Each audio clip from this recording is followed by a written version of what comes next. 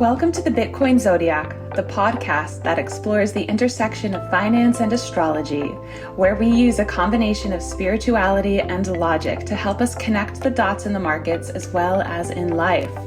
Hosted by Corinne, Claire, and Alexandra, who come from a diverse background, bringing with them a wealth of knowledge and experience in the realms of astrology, cryptocurrency, spirituality, yoga philosophy, day trading, and of course, Bitcoin. In each episode, we explore a different aspect of the economics of the markets, from following Bitcoin to more complex topics like blockchain governance and decentralized finance. But we don't just stop there.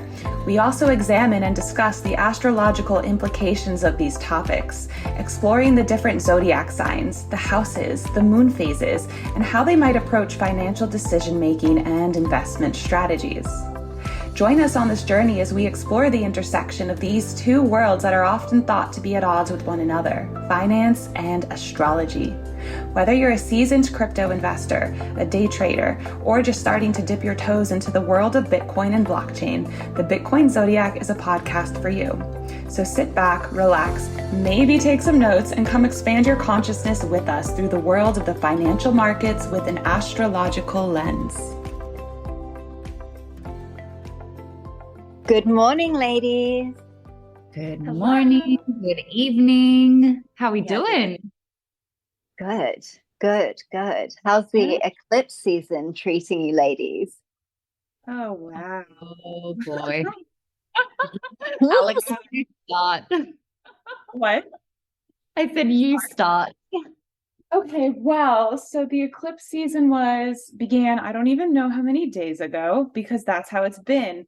I have a very odd, irregular sleep schedule, and I can't go against it. So thankfully, my work and businesses have just been able to, I can go with it. But I've been sleeping like crazy, and I've been having these intense dreams, and it's like, it just feels like veils. I've been pulling off veils around these subjects have been lifted, veils on this subjects, and like just stuff that actually hasn't mattered is now disintegrating, and now I'm dealing with the emotional repercussions of it, which is good because that's how we get to the other side. We feel it out.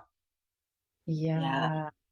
I just wanted to yell yes to everything you just said, because like the weird sleep ever since literally the night of the eclipse, the dreams have been weird. I woke up at 4 o'clock in the morning. For anybody else that lives in Florida, you know what I mean. And we had this crazy, it sounded like the purge was coming. It was like everybody's phones went off because there was this emergency test happen at 4 something a.m. on the eclipse night. And it woke everybody up in panic. And then you look at your phone and it was just like a test. It was like, I didn't get that. Because you have your phone on Do Not Disturb. Or you turn it off. I sleep with my phone on airplane mode, but I disabled the broadcast system somehow. Right. Anyway, go on. on 2 phones and an Apple Watch. So that was pretty wild. And then the dreams have just been insane. And actually, Claire, I have to tell you this. Alex and I had the same dream. Oh my gosh, we did. We had this same, but yours was a real dream and mine was a daydream. Yeah. She texted me being like, oh yeah, so had this dream. We were in these bougie homes somewhere in the jungle. And I was like, yeah, we were in Costa Rica. I had the same dream. Yeah, and the same people were in the dream. It was so odd. Yeah. That's amazing. That's crazy. But what about you, Claire, and the eclipse? How did you go? Well, the eclipse, I wasn't expecting this actually, but this eclipse has just broken me open in a couple of different ways, actually.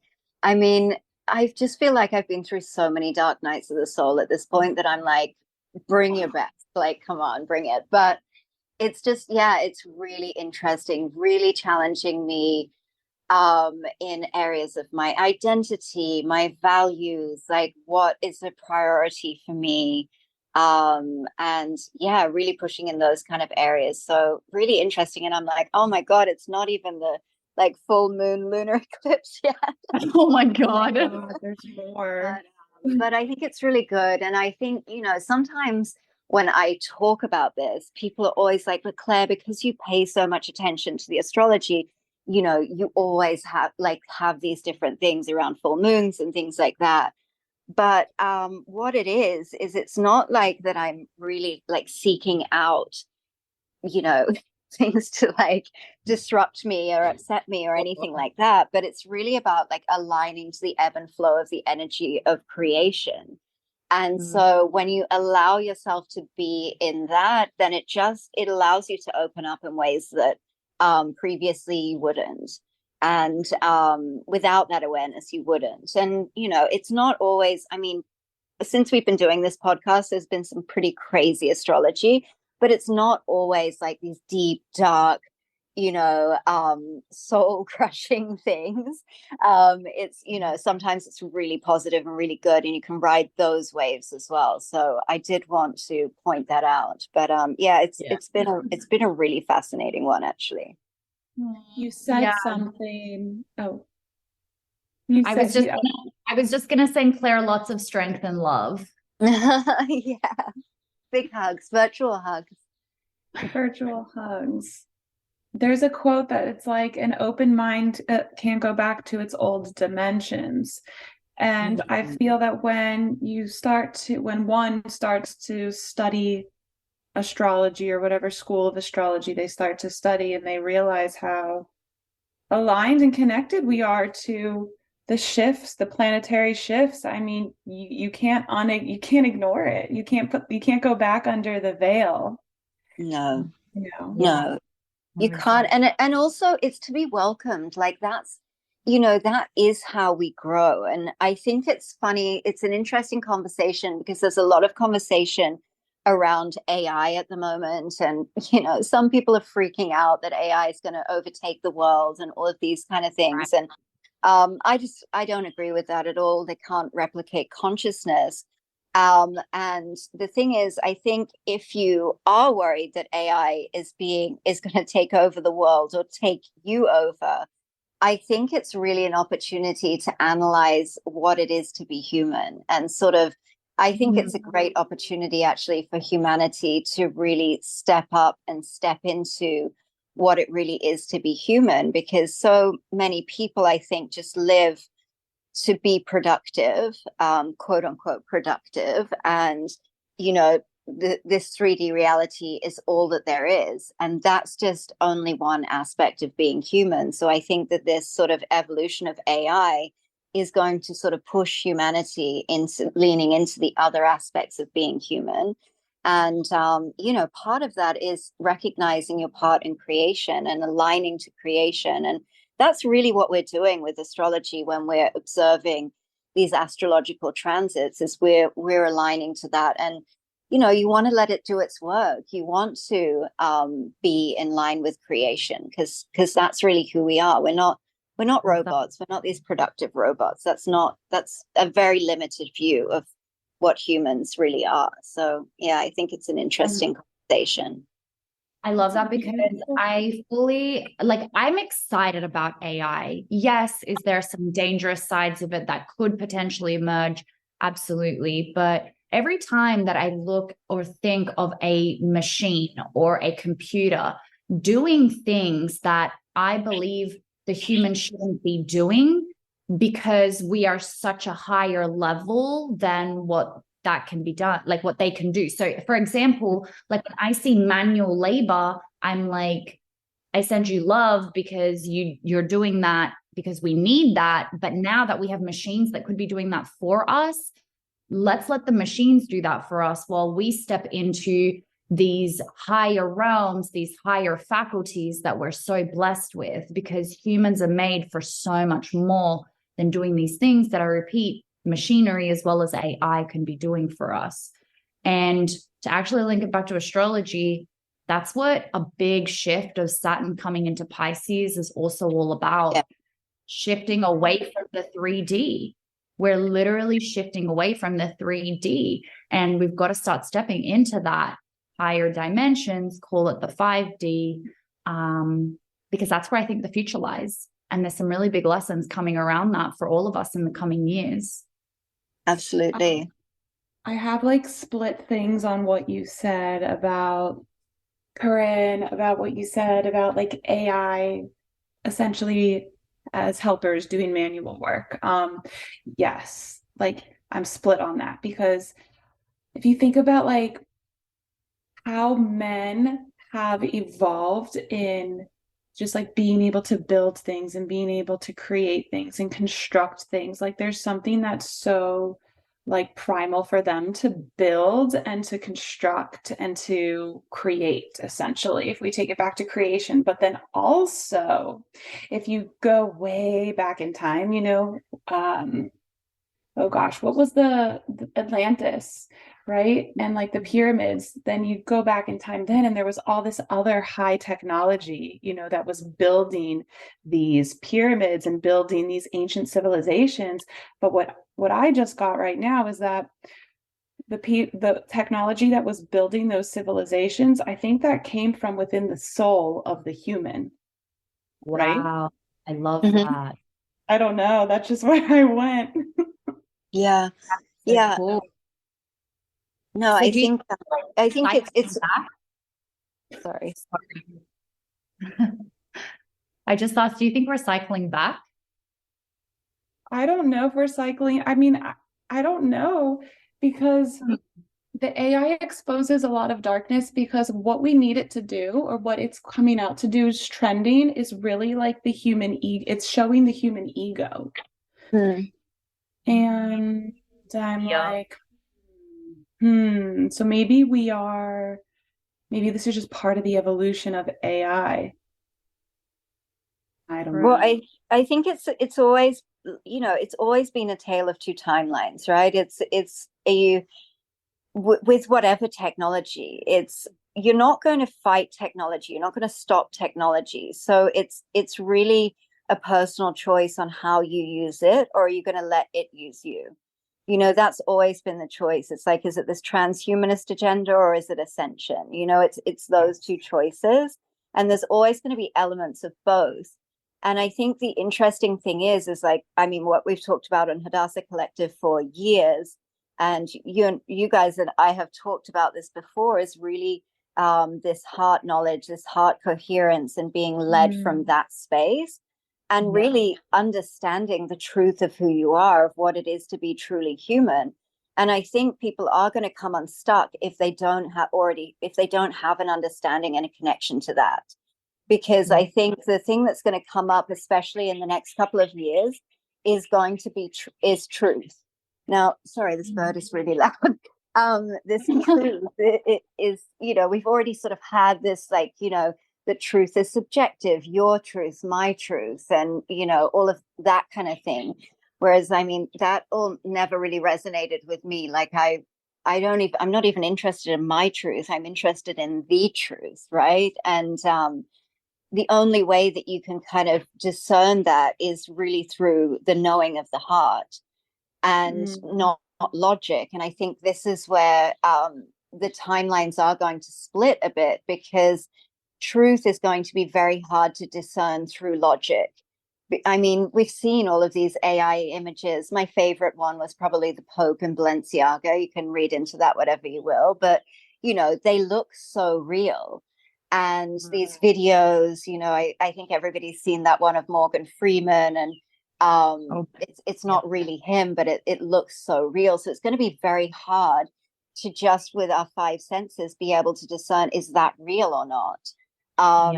But if you have that inner knowing, it could be a video of your own mother saying something that looks super, super real, but you just know in your heart that's not her saying it. So, that it's going to be that kind of level of discernment. And I think that that's what this AI movement is going to sort of expose. But, and in a way, it'll be detrimental to some areas of humanity, but in another way, it will really call people to level up and shift into that different way of being and knowing.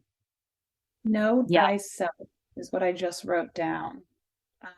I pulled the heart chakra card today when I was doing an oracle reading, and like just in agreement of what you said, as excuse me, as society evolves and as the AI agendas, can it be even called that, evolves, it will be really like a skill almost, I think, or like a very valued quality to know yourself so deeply through your own heart that you do have the heartfelt discernment versus the logic discernment, that heartfelt discernment to feel like what is real, essentially. Yeah. And I think that's going to be really heightened over the next few years. I think it's quite fascinating. But it's funny because, every couple of years there's something for humanity to freak out about. A couple of years ago it was the metaverse, and suddenly everyone's going to just only live in the metaverse and they're not going to live real life and things like that. And again, I said the same thing about the metaverse, is that it's like, I actually believe that this 3D existence is a plane of reality. And, when we're spirit beings first and we come into this body, it's like we put on this body like we put on a set of Oculus headsets. And when we put on this body, we're experiencing this reality through the limitations of this body, these senses.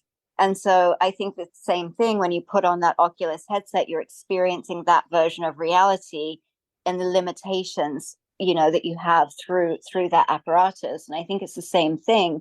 And again, I think it's only an issue if you don't have an understanding that you actually are a spirit being first, and you maintain that relationship and that connection. Then everything else is just something to be experienced, just like this 3D reality.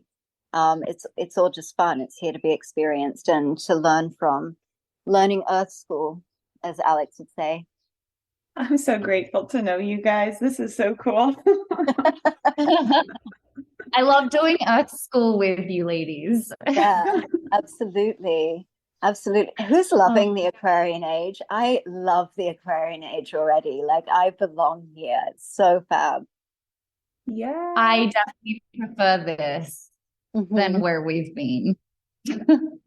I'm still feeling it out, but I believe in a greater good. I do believe that in the end, good wins. So I'm choosing to step into that, into all the beautiful things that are coming. 100%. 100%. And it's like that. Remember a couple of months ago, I feel like I was in some algorithm, and that quote kept coming up. I saw it on so many different podcasts, kept coming up on my Instagram, about how you can't change the current reality by fighting the current reality, but you can only create the new reality, making the old reality obsolete. Basically, that's paraphrased. It's Claire's version of that quote. And I think, I've again, in this eclipse season, I'm really being challenged with that. It's like, stop. We don't need to fight the old reality. It's like, really, like, all we need to do is be open and willing to step into the new, and everything that holds for us, to be able to hold that like higher vision of the new and step into that, and then the old reality will become redundant.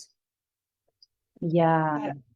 I'm really relating to that within just everything that I've been going through, kind of shifting out of my work with yoga and as a yoga therapist, and shifting more into this like creator, trader, podcaster in the digital world.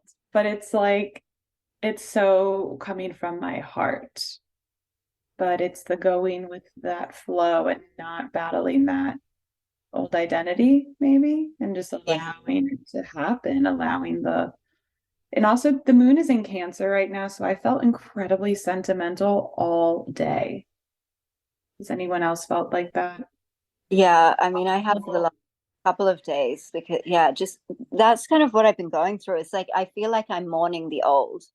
Like, I feel like I'm mourning a past version of myself.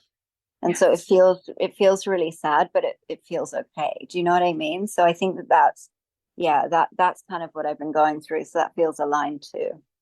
That's really interesting. I feel like I have a little bit of a different like experience. For me, the full moon really hit me hard, like physically and emotionally and mentally. And I feel like I'm still working through whatever came out from the full moon. The eclipse has definitely, so that's an eclipse in a new moon that we just had. And I feel like that's more associated. I feel like new moons are focused on release, whereas new moons are embracing the new, right? Because it's like the new chapter, the new phase. Yeah. Of course, the eclipse has really brought out like intense new somethings for people. And I feel like that hasn't hit me as hard. It's definitely made me feel weird just in general, because I feel the shifts and the changes and the lack of sleep, etc. Today with the moon in Cancer, I cried a fair few times until like fully bawled. So that definitely felt that today. We are also in Mercury retrograde. Yeah. And is Mercury retrograde in Taurus.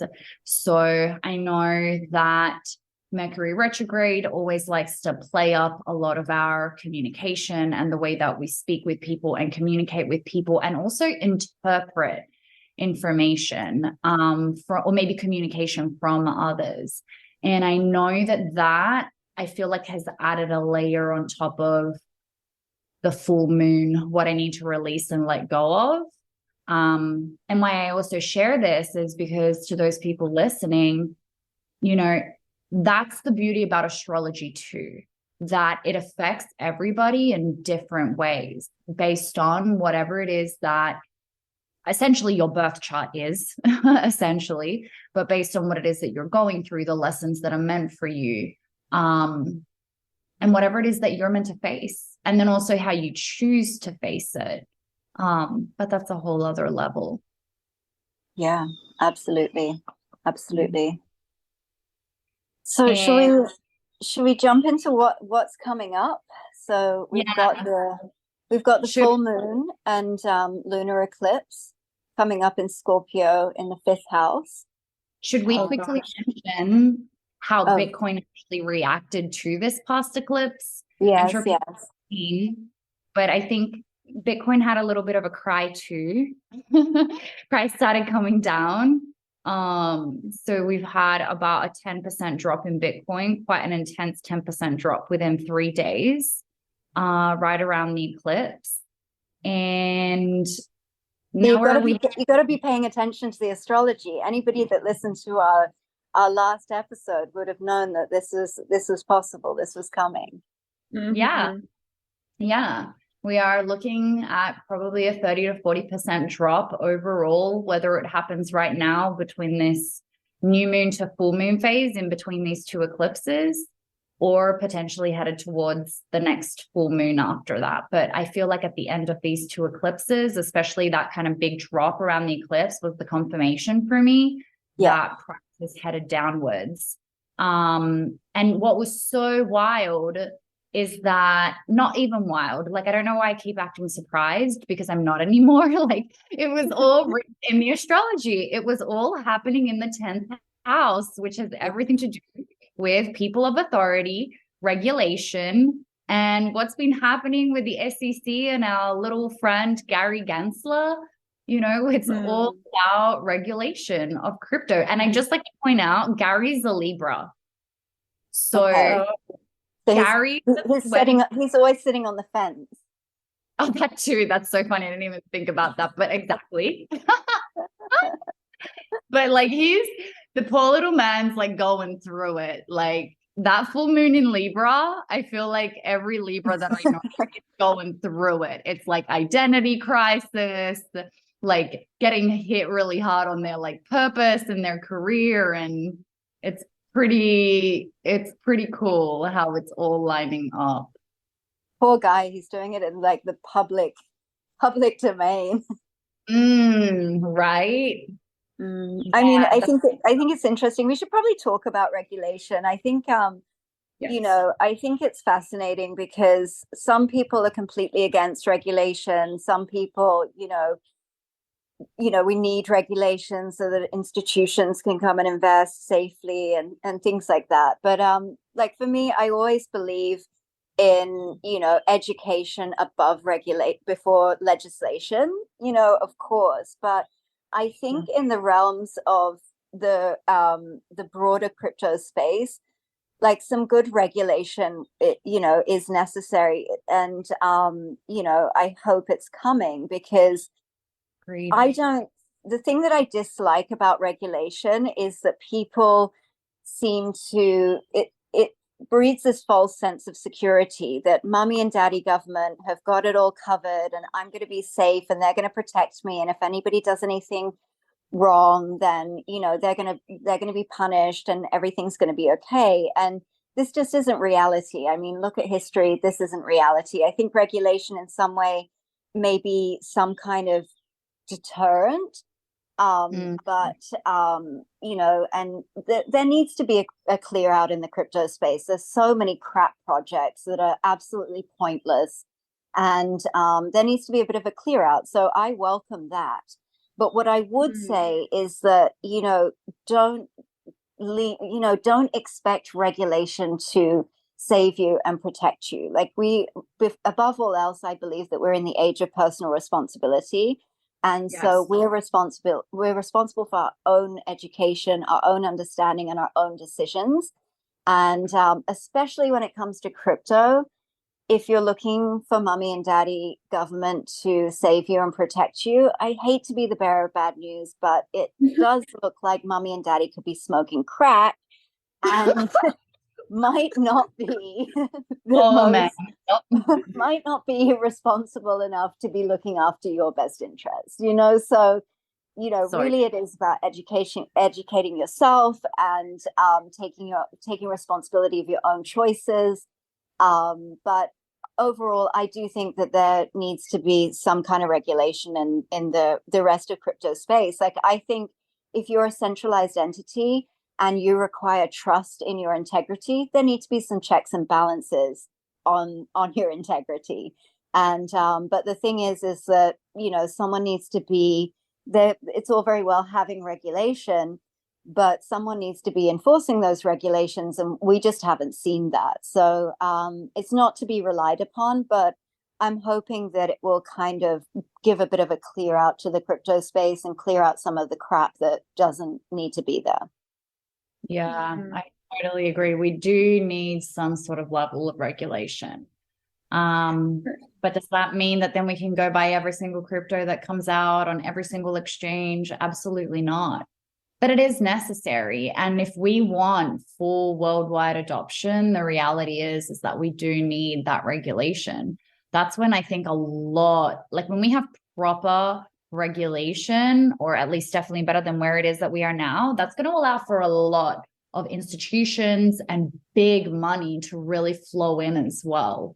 So I'm excited about regulation when I will know that there's somebody that's, say, in charge of that actually knows what they're doing. Because, and not even that they know what they're doing, but maybe it could be more the other, their morals, exactly, their morals values. Because like I watch these interviews with Gary and I'm like, well, I really hope he's not lying under oath, because if he is, then it's just going to show that probably he just has, well, regardless, without the probably, he has really bad morals and values. And if on the other hand, he wasn't lying, what the hell do we have somebody making these rules and choices and everything, which at the end is nothing because they've done absolutely nothing, who doesn't even understand really crypto and blockchain or hasn't even experienced it. Like, so I'm glad that this is all coming up. Thank you, Eclipse, for bringing everything to light. What? I said, as per usual, Eclipse bringing things to light. Oh yeah, the self-responsibility is a huge thing. I like how you mentioned that, Claire. I said that in my a reel that I recorded last night, how there's so much like odd darkness floating out right now, but the coming to light is that people are really starting to take this personal responsibility for themselves and who they are. And I think, like, I mean, in terms of regulation too, people having a certain, maybe there could be like a certain level of discernment within that as well, like, you know, education before legislation. Okay, like, let's teach people how to research and how to think for themselves. You know, that's a whole other bloom I would love to see happen in this Aquarian age.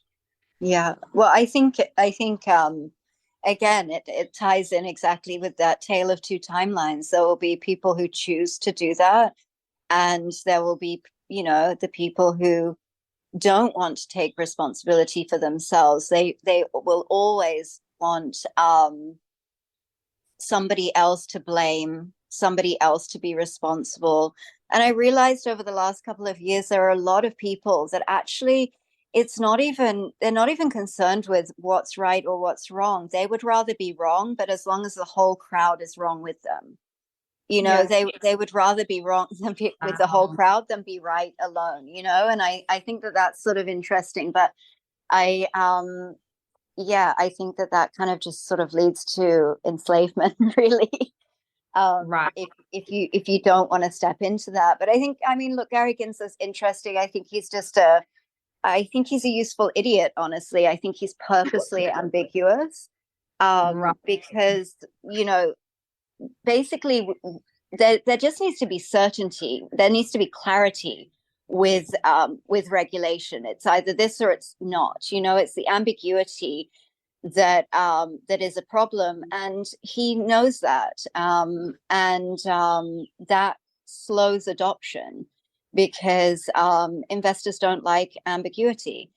And so I think that is all part of it. But I think it is very detrimental again to the US. The real winners, I think, in the cloudy, questionable crypto, or non-existent really, crypto regulation in the US is that it's pushing people to London, it's pushing people to Hong Kong. You know, they're moving. Talent is moving out of the US, and that's really sad to see. You know, but yeah, that it is what it is. So it'll be interesting to see how it unfolds. Very true. There's a lot of dark night of the soul going on within the US. There's attack on every single system here. Mm-hmm. And it's the attack, I should say, it's a 100% for-profit attack. There's a specific group of people who are profiting. I mean, and that's nothing new, but we're seeing it kind of on steroids now. The you know, like the water, the food, the agriculture, the pharmaceutical system, the media, the social media, the trends on, so it's just like the US dollar. Like, it's really just very my question to that, sorry, I didn't mean to interrupt. Go on. No, you're good.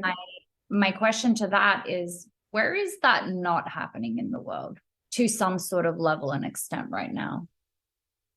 No, I think it's just more heightened in the US because the US has just gone through its Pluto return, right? So, you know, the US is, yeah, exactly. It's the dominant power in the world also. So I think it's heightened. It's much more heightened because of America's prominence in the world, you know.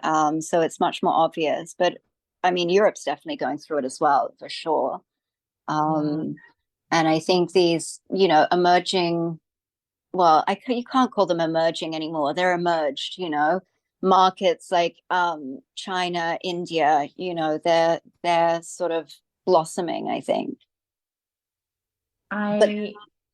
You just had made me have like this light bulb moment on the 20th of April, which was the eclipse day. The eclipse.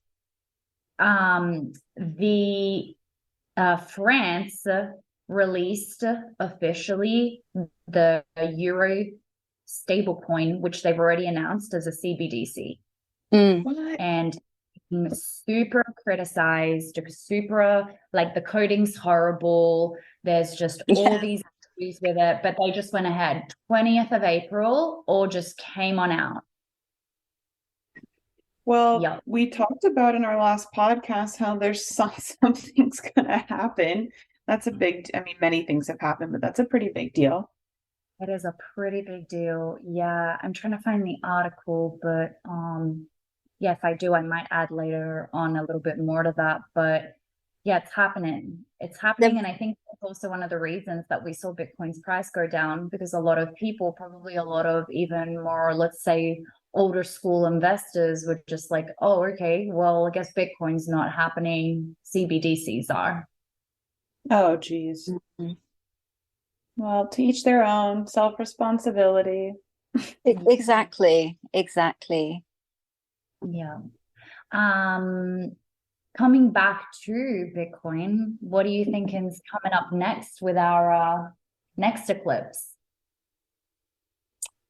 I think the next eclipse, I think it's the full moon lunar eclipse in Scorpio. So, and it's also in the fifth house, so around education and learning. So that's funny that we're talking about education before legislation. And I think again, like things like that are going to be highlighted in that kind of realm. It's like if you're waiting for legislation, if you're hoping that mommy and daddy government are going to save you, that's going to be highlighted. Or if you're someone that wants to educate yourself, then that's going to be highlighted. But Scorpio, also transformation, power, intensity, it's a heightened sense of emotion and intensity. So it really could lead to transformation or change, either positive or negative. So it's funny, I've sort of been feeling into this full moon eclipse, and funnily enough, I haven't seen any news this week. I haven't looked at any news this week at all. I've just been busy doing other things.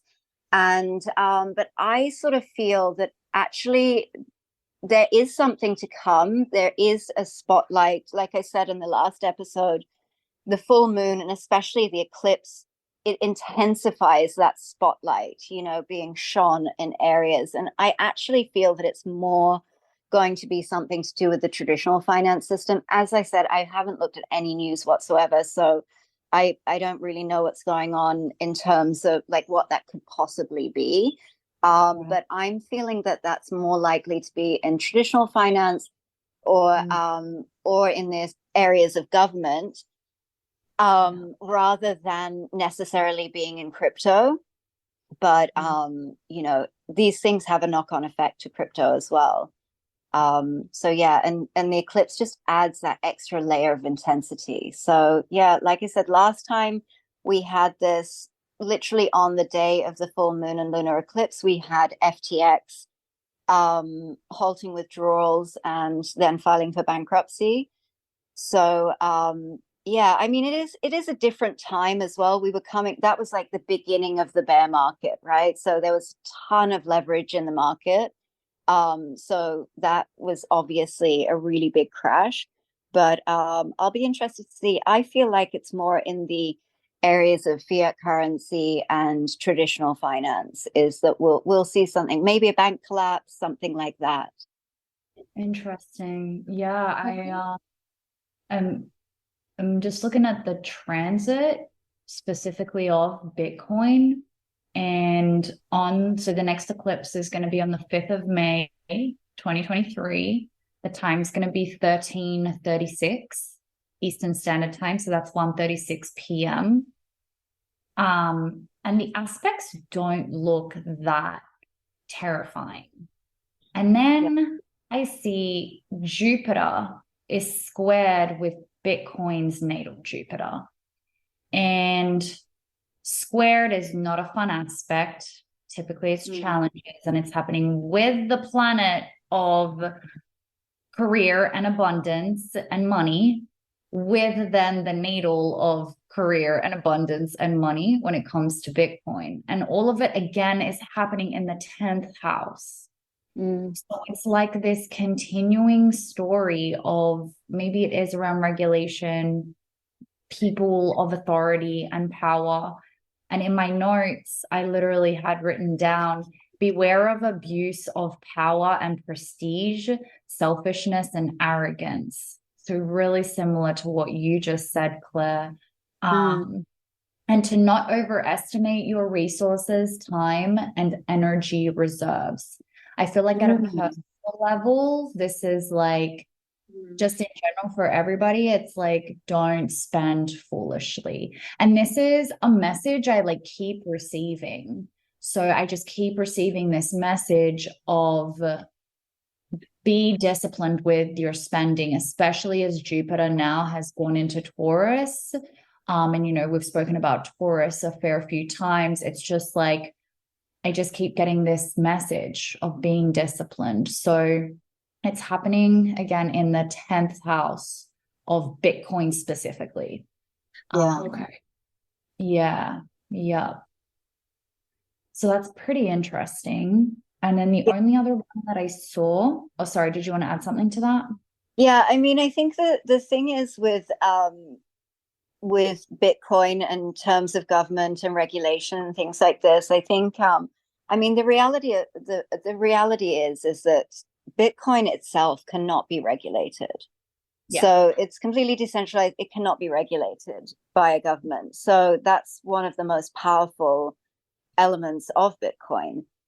Now, the governments can, and I think will at some point, you know, will regulate the things around Bitcoin. They will cut off the banks so that you can't, you know, the on ramps, off ramps to exchanges and things like that. You know, there may even be countries that make it illegal to privately hold Bitcoin. I mean, America did that with gold, and so that may actually happen. And I don't know really how. Yeah, I don't know how they'll police that, to be honest, or how they'll enforce that, but I think it will definitely slow adoption. It will put people off adoption.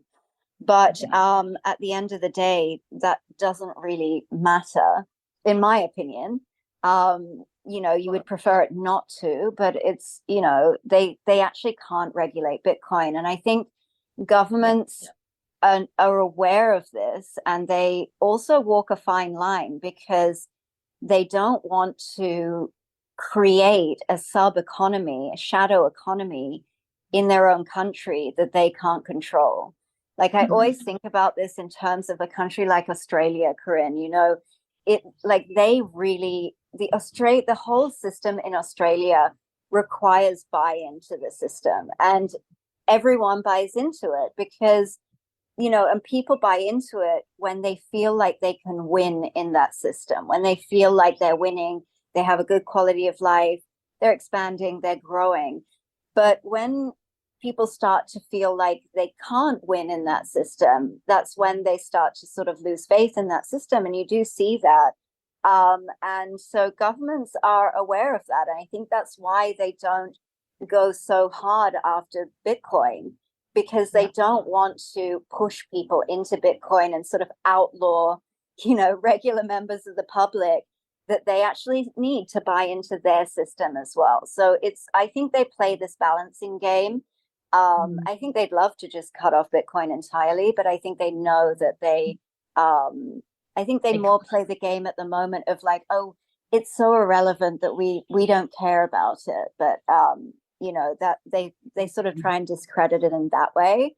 But I think they're very conscious of that fact. They don't want to be pushing people into it. And a little later, I'm going to talk about Chiron, and we can talk a little bit more in detail about that too. I'd love to talk more about Chiron for sure. Yeah. Just to kind of wrap up then to talk about the aspects for this eclipse.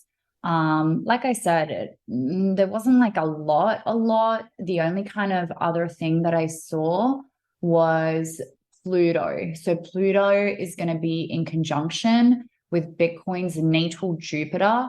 Again, planet of abundance, of money, with the planet of death and rebirth and psychological turmoil, as well as the natal Mercury of Bitcoin, while Mercury is going through retrograde. So, I think that kind of just shows us further challenges that Bitcoin must go through. And this one was interesting because it's happening in Bitcoin's sixth house. So that is about, in financial astrology, we would class that as like the employees of a project of a company. So I personally always take the sixth house for Bitcoin as the traders, the people that use Bitcoin on a day basis, not so much the investors, because I feel like there's a really big difference between an investor and a trader. Like I'm talking like leverage trader that doesn't care the price of Bitcoin. So I feel like it's going to be a bit of like a challenge for those who are trading Bitcoin. Not sure if, again, maybe we're going to see massive amounts of liquidation around this point, which I mean, we saw that with the last eclipse, literally the biggest amount of liquidations that we've seen all of 2023 happened around the eclipse. And even here, I just wrote like, be careful not to sacrifice yourself around this eclipse. Again, like be super disciplined with your finances. And this teaches you to, I don't know why it came out like this, but I'm just going to read it. It teaches you not to be full of yourself and to start to deal with your failures. That sounds pretty aggressive, but that's probably a bit of the Pluto energy there. I love Pluto energy. It's the Eastern European in me. Right, exactly. The very direct, which, hey, sometimes is better. Like no beating around the bush. This is the way that it should be. And it is, right? Oh, and the last bit that I wrote there is it's a good time to undergo therapy. So yes. Yay, therapy. We love that. Oh man. So that's kind of like what I'm seeing from a crypto astrology, looking at the transit specifically for Bitcoin. So yeah, I feel like that's one of the biggest things about being a good trader, about learning to be a good trader, is learning when not to trade. Yes, exactly. It's okay to take a break sometimes and go get some therapy. Yeah. It's fine. It's Or fine. ice cream. Or ice cream. Yes, exactly. Needs the chocolate brownies. Alex, no. Which is therapy in its own right. It is. In its own way. It is. So I think one of the other things I wanted to say about the eclipse and also Mercury retrograde, it's like always bringing things back around. Like, you know, so it's funny because the things from the last eclipse season seem to be popping up again just during this window, this eclipse season window. We're hearing, you know, FTX is possibly coming back. Celsius, you know, the people who ran Celsius are starting another thing. And I just think it's like, I mean, I think it's ridiculous. Like, I honestly have to laugh, but people are wanting to back them again. People will follow them again. And I think it's insane, but it's so funny. I don't know why I'm surprised by these things, because it comes up time and time again. It happens in our own life, and it reflects in the crypto market. It reflects in the wider world. And, you know, in the realm of like personal ascension and energetic purification, you kind of like recognize these energetic blocks and behaviors and belief systems that are no longer serving you. And you work through them and you release them, but you will always be tested. And it's like, rather than being a test, like it will a similar situation will always come back around and present itself. And it's not necessarily like a pass-fail test. It's more an opportunity to choose again. Like it's an opportunity for you to, will you choose to align with your higher self and high self-worth behavior and transcend that previous wound?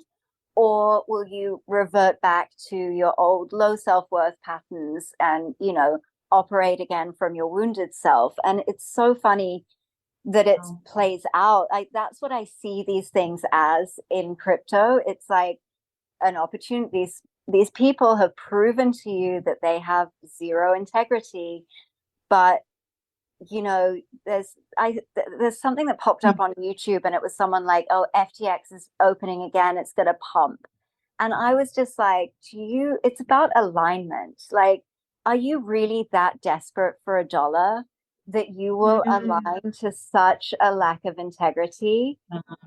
Shit. You know, just for money. Like it's so tacky.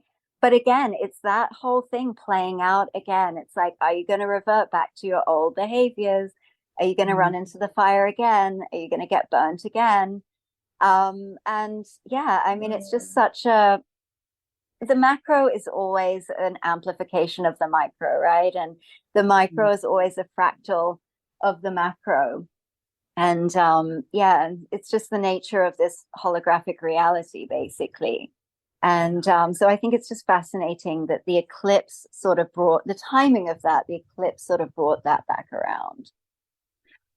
And you know what I just noticed as you said that we're already coming so close to Pluto going into retrograde, still in Aquarius, but not long is it going to be like mid start of June, and Pluto's going right back into Capricorn.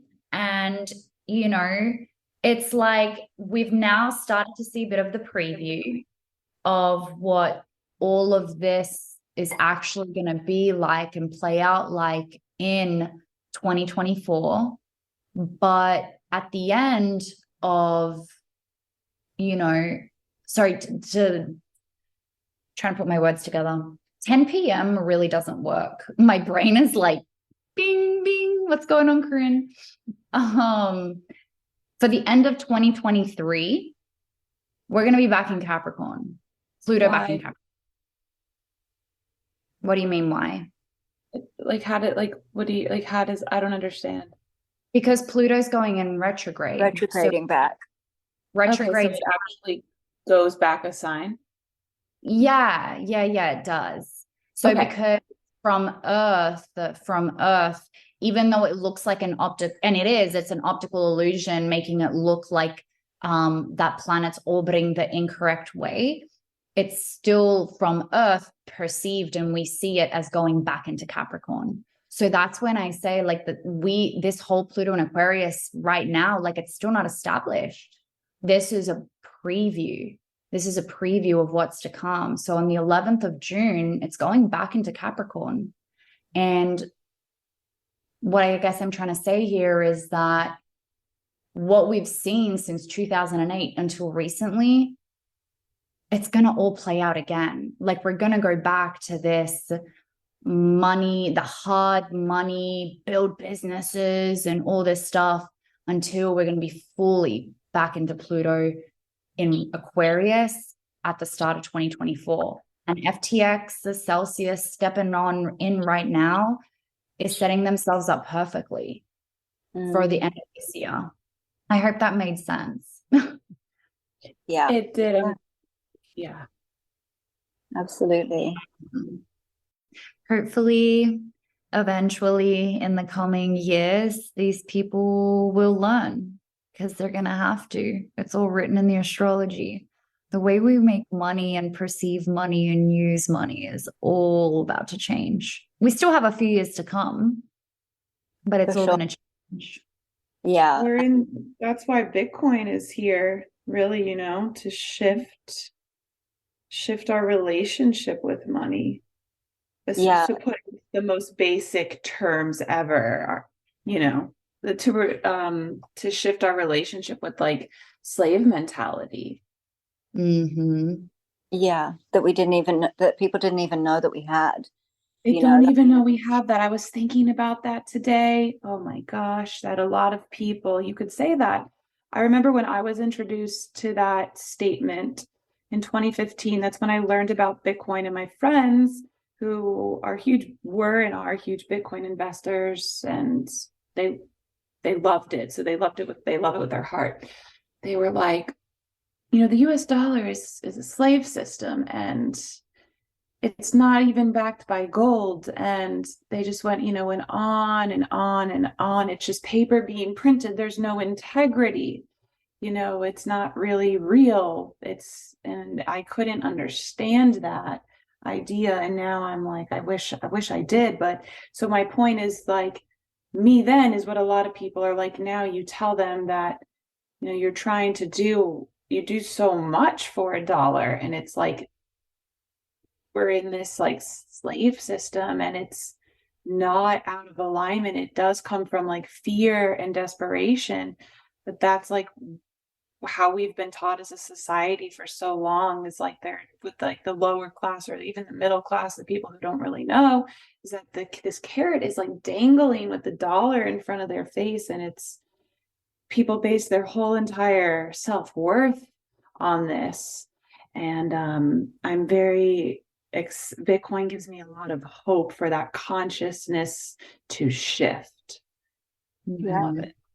Yeah. I think Bitcoin holds a completely different energetic. And I was actually thinking about this the other day when I did that, when I recorded with Robert Breedlove, that episode with Robert Breedlove. Yay! Can we all So just good. And that's so amazing. If you guys don't know who Robert Breedlove is, like this is a big deal. Go Claire. Thank you. Go listen to it. It will change your life. Yeah, it was really good. I really appreciate him giving me the time. It was really good. But I was thinking, one of the questions that I asked him was really like, how has this, shaped humanity? This idea that we've been in this system that is completely corrupt. And how has that shaped like how we, our morality, our evolution, our way of being, how we view wealth. And I think it is really fascinating.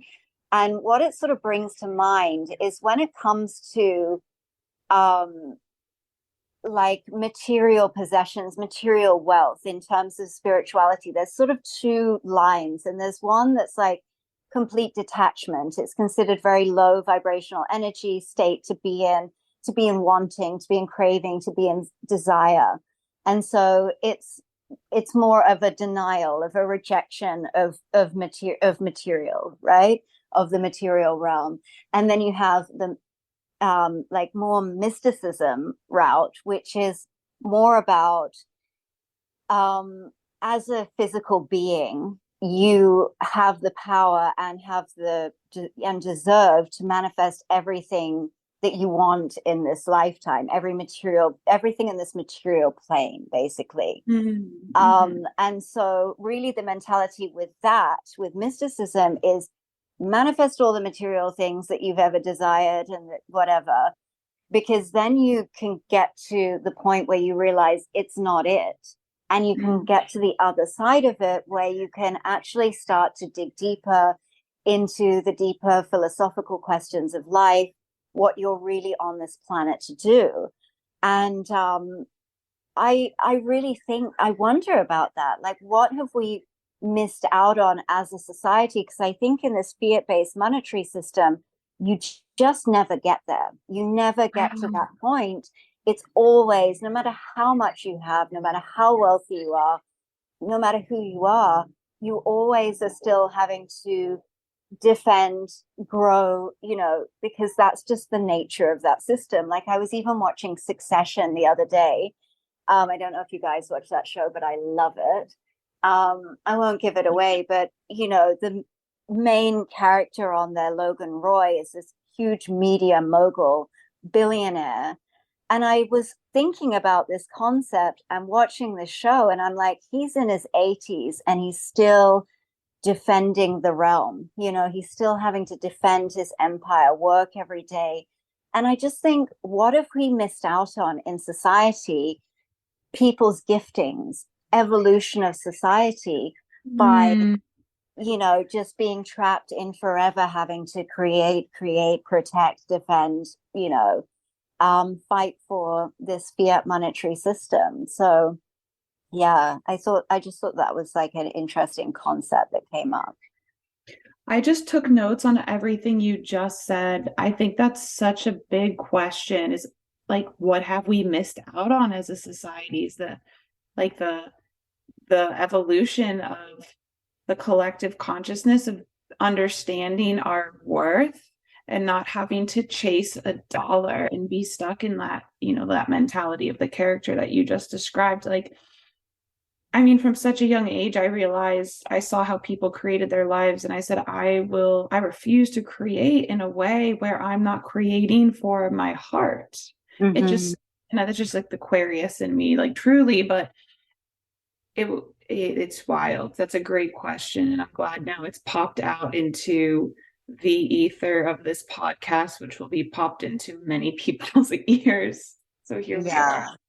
Yeah, Thank no, I you. thought there was a lot of good things that raised in that podcast. But that, I even did say in the podcast episode as well, like you can really see even how sort of, like pop culture, mainstream society defines wealth.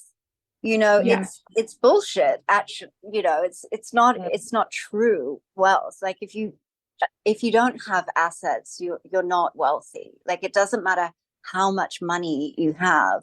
If you don't have assets, you're not wealthy. You're not building wealth. Sorry, that's just my opinion.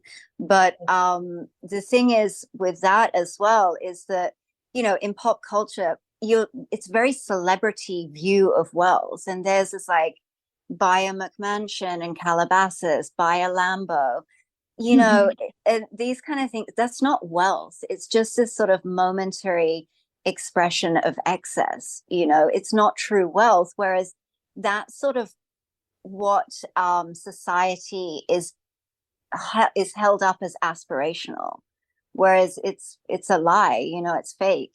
You're probably one mortgage repayment away from that house not belonging to you. You probably lease the Lambo. Do you know what I mean? It's a fake perception of wealth, and I think that's totally tied in with that fiat system that we've been living under. Yes. Mm-hmm. Agreed. Agreed 100% to everything you've just said. Mm-hmm. But I love these Bitcoin maxis. Like I really appreciate them. Like Robert Breedlove is obviously one of them. He's amazing. His show What is Money is like got over 300 episodes, and it's really fantastic. There's a few other people like Jeff Booth also I really, really love and appreciate. There's another guy that I think I probably saw on Robert's podcast. I think his name is Eric Casson. And it's just like these people really have like a gift of like lifting your vision above the drama of the 3D. Like, I don't know if you listen in the podcast towards the end when I was asking him about like, where are we now? Where are we going in 10 years? Yeah. I was expecting him to sort of talk about like where the States is and, all these goings on now. And he's kind of like talking about the nation state, not being a world where the nation state is actually not even the dominant force in the world, right? So I think these guys all have this gifting to be able to lift your vision above the drama of what is going on right now, and hold a higher vision for the world that you want to see, and then be able to align the choices that you make today with that vision. So I think that I really appreciate people that put themselves out there like that and share their big ideas. It's good. I want to be that when I grow up. Yeah, Like, me too. I aspire to be love that. that. Right? Like that's Yeah. so beautiful. And we just continue talking about the heart, the heart, the heart. And that's exactly what it is. And that's what I think that the future is headed towards. Sometimes we do, and we spoke about this last week, sometimes we do get caught up in all that darkness and every drama that's happening in the 3D right now. But it's like when you look at the bigger picture, the bigger vision, and especially Bitcoin Maxis, I know we spoke about this earlier or before we started recording, and just the fact that, sometimes these Bitcoin maxis are looked at like such this negative, like, oh, they only believe in Bitcoin. And it's like, well, no, if anything, they believe in such this greater vision. And that's why I'm obsessed with crypto. That's why I'm obsessed about talking about crypto and Web3, because I'm like, look at what it's bringing to the world. Like literally the point of Bitcoin is to bring power to the people. When I look at Bitcoin's birth chart, when I look at Bitcoin's purpose through its birth chart, I want to cry of happiness because I'm like, that's my ideal world. Like that is a beautiful world that Bitcoin has really come out to like help create. Then obviously it's going to be to us people, whether we choose to focus on the greater vision and mission or on call it the darkness, right? So I just got really excited as you were saying all of that. That's exactly what like I see. Yeah, no, I got so excited too, and that's why I love Bitcoin, and that's this whole thing of being able to just have a completely different world where you don't feel like you're in chains because you owe someone money and you can't give it to that. Like it's just this whole, and that's like common. Like, oh, I can't pay my bill this month, or I have to maneuver my money around to be able to do this. Like it's like what is that system? And just printable money made from nothing. It's like it just feels so old. It feels so old. And hearing that there are people who have this beautiful vision of freedom, like freedom on all levels of being, it just feels right. Feels right. Yeah, well, I mean, Robert does say he doesn't define himself as a Bitcoin maximalist. He defines himself as a freedom maximalist. Yeah. But he sees Bitcoin as the means to an end, and that is, human freedom and abundance, I think. Flourishing, human freedom and flourishing, I think is what he said. So, yeah, super grateful for people like these guys and want to see more women in the space that are sharing these ideas. And I guess we're it. We're it. I messaged Claire after the podcast and I was like, I'm becoming a Bitcoin Maxi. Like I just am going all in. Yeah. Because of I the mean, view. I think it's funny when we talk about that because it's like, as I said, as I've said previously, I think Bitcoin just holds a completely different energetic to the rest of crypto. Like, and as you girls know, I am also a trader. I do trade these other currencies, but they're just a trade to me. They're just, we still live in the fiat system. So, they're just a trade to me. But Bitcoin holds a completely different energetic. And it's this metaphysical quality that I find the most interesting part about Bitcoin. Like, but people are so obsessed with Bitcoin's price in US dollars. I think that is the least interesting thing about Bitcoin. But this metaphysical element that really sort of sets itself, it's an upgrade from gold. This metaphysical quality is so fascinating and I think really important to our world. It's definitely proof of evolution of human consciousness, connecting us globally in a way that is fixed.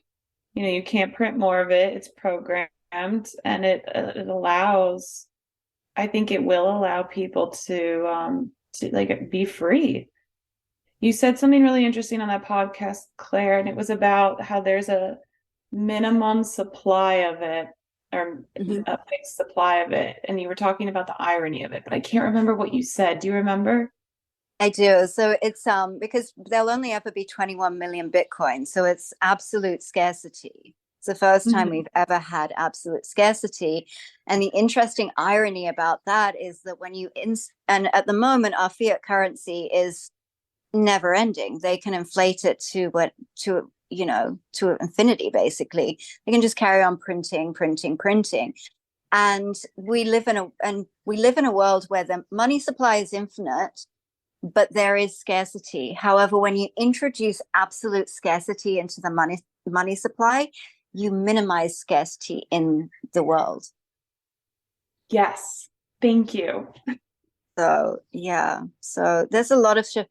And it's so Aquarian age. And I think sometimes I find it frustrating because people think I'm insane because I love Bitcoin. They're just like, okay, crazy person. That's sweet that you think Bitcoin is going to save the world. But you know what I mean? You know what you mean.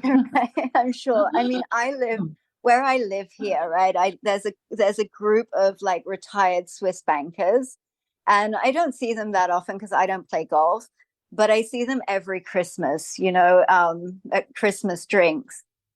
And I guess in 2021, I think I jokingly said something like, "Oh, well, Bitcoin fixes this," and they were so condescending about Bitcoin, like beyond. And I was just like, oh God, I can't mention this ever again. But anyway, I thought I would take the opportunity to ask them a lot of different things that are happening, in the world. The inverted yield curve, BRICS nations, all of these different things, de-dollarization, and they poo-pooed them all. They were like, oh gosh, no, that's all extreme and everything like that. And then this last Christmas, I was getting ready to go to Christmas drinks. And the Christmas before, I think Bitcoin had come down a little bit. It was like 40K or something. This Christmas, Bitcoin was in the gutter. And I was dreading going. I was like, oh my God, I'm going to need a lot of wine to get through this conversation. And all of the things that I had asked them about previously, that they were like, oh, that's ridiculous, it had actually started to unfold, right? And they actually were kind of a lot gentler with me this last Christmas. But I guess there is a certain level of humility that comes when Credit Suisse is trading like a shitcoin. So, but yeah, so, you always get this, you have this, people think you're crazy, but I think you can't understand Bitcoin unless you are ready to lean into the Aquarian age. Like, that's really my thought process on it. Well, everybody has till the end of 2023, start of 2024, because then we're fully, I feel like, with that official Pluto into Aquarius. Yeah. And so much more astrology, which we won't get into, that's coming at the start of 2024. It's like, if you're listening to this, you're probably in the right place at the right time, starting to shift your mindset on all of this too. Yeah, absolutely. What about Chiron? Yes. I think this actually segues beautifully what we were just talking about. But so Chiron is in the ninth house of foreign affairs and in Aries. So Chiron is a celestial body that is often referred to as the wounded healer. So its astrological significance lies in its association with healing and with transformation. And it represents the areas of our lives where we may feel wounded or vulnerable or insecure, and where we may need to focus our healing efforts. So Chiron, though, it's so interesting, the dynamics, because with the wound, there's always the gift. With the gift, there's always the wound. It's like this synchronistic dynamic. And so Chiron also represents the potential for transformation and growth that comes from acknowledging and healing our wounds.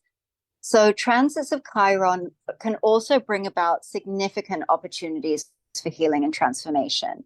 So this transit, the planets show us what is happening. So it's Chiron, it's highlighting our vulnerabilities, giving the opportunity for transformation and growth. And the signs then show us how it's happening. So it's Aries. So that means it's around action and initiative, is how it's happening. And then the houses show us where it's happening. And so that's in the ninth house. So there are potential wounds or challenges related to foreign affairs. So that's the broader astrology. Now, when I think of Chiron, I think of this concept anti-fragile, which was a term coined by Nassim Taleb in his book called Anti-Fragile, Things That Gain from Disorder.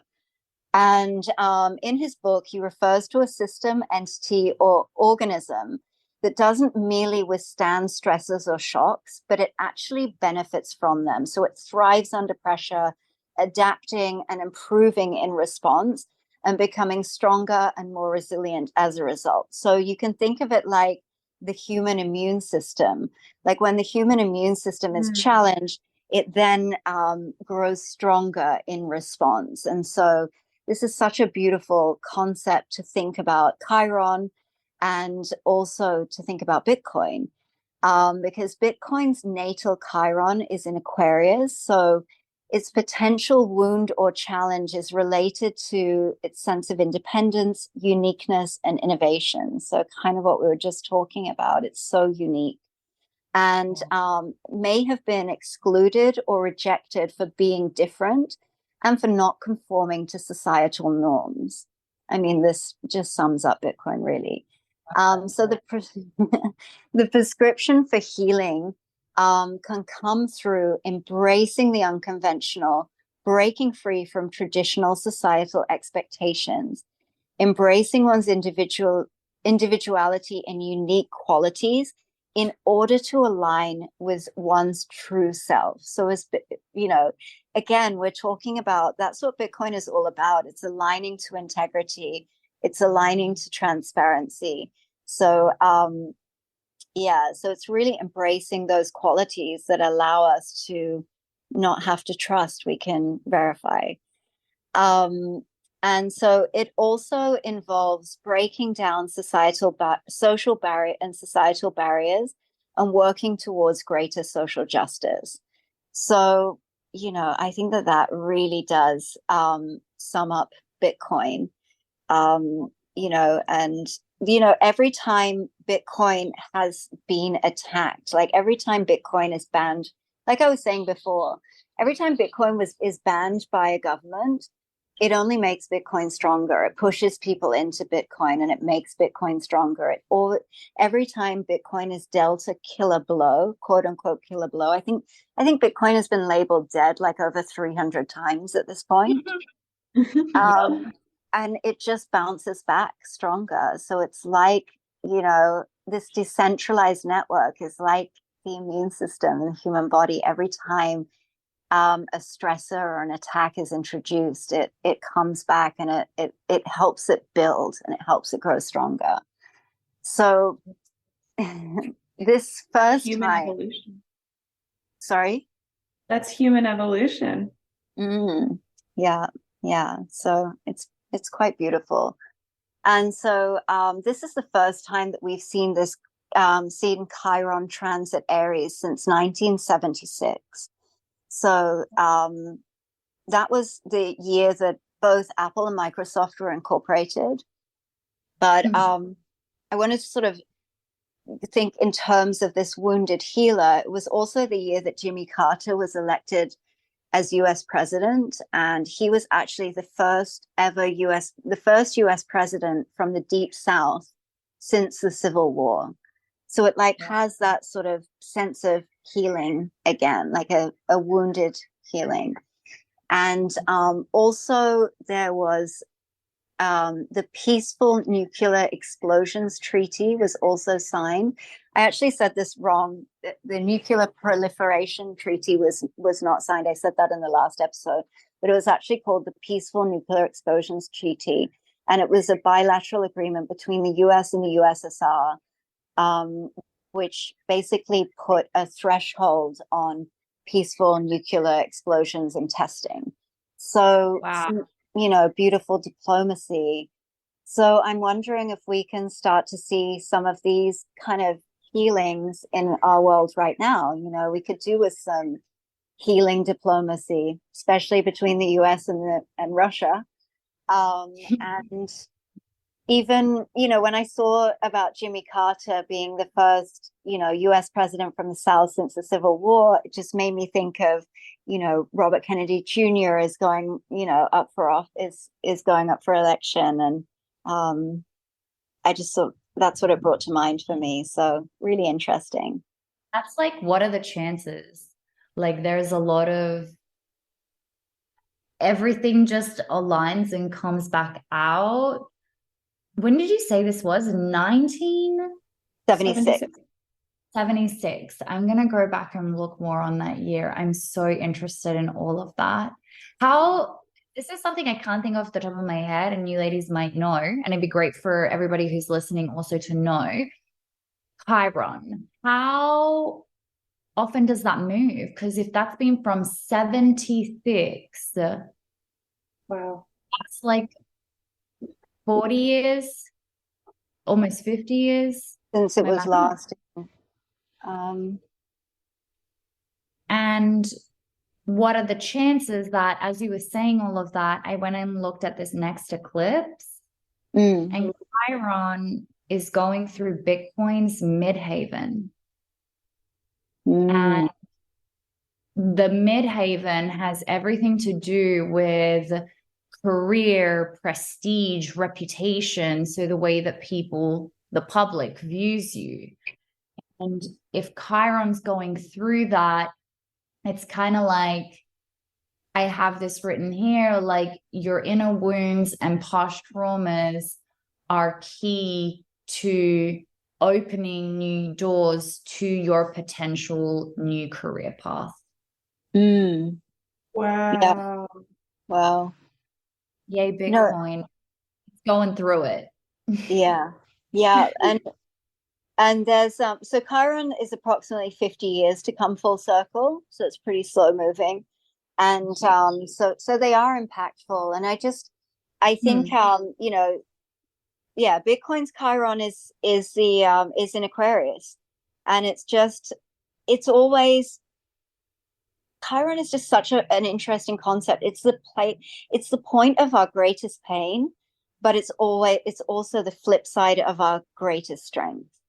You know, if we can kind of embrace that pain, and it's so interesting because we all know that like having a perfect problem-free life does not breed good humans. Like it doesn't breed strong human beings. Like I don't know about you, but I'm always just really drawn to and attracted to people who've been through some shit, you know, like I'm not interested, like I'm interested in people that have, you know, gone through some stuff in life, have experienced some things in life, because I just find those people much more interesting and much more thoughtful, much more compassionate.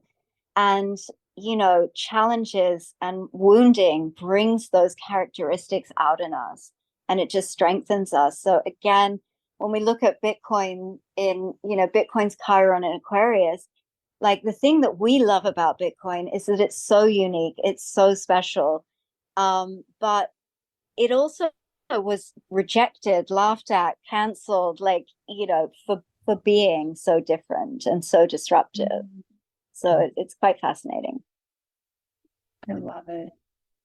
Yes. Oh, I'm like processing all of that. That was a lot, but in a really good way. I love how everything aligns. You just can't make this stuff up. Like when I was studying this, like I saw the Chiron transit and I was like, okay, let me have a look deeper. And then I had a look on Bitcoin's natal chart and I was like, you can't make this up. Like it's just kind of wild, I think. I'm always blown away by Bitcoin's natal chart. Say it again. Whoever Satoshi Nakamoto is or was or is to be, I don't know. I feel like they really knew what they were doing. Didn't I compare him to God at one point? Yeah. I mean, to some extent, I don't know if I'm comfortable comparing it to God, but you know, on a micro level. Yeah, and it does bring out these qualities also. I think one of the most interesting things to me about Bitcoin as well, or more in an effort to attempt to understand Bitcoin, it has brought up more questions and asked me to challenge myself on my own belief systems, my own values, my own integrity. And I just think that that's just this fascinating phenomena. It's almost like a reverse Lord of the Rings phenomena. You know what I mean? It's like drawing you into more integrity, I think, which is fascinating. I never really thought that that's what it would do when I first started looking into Bitcoin. It helps human consciousness evolve if you really choose to, like you said, look into it. And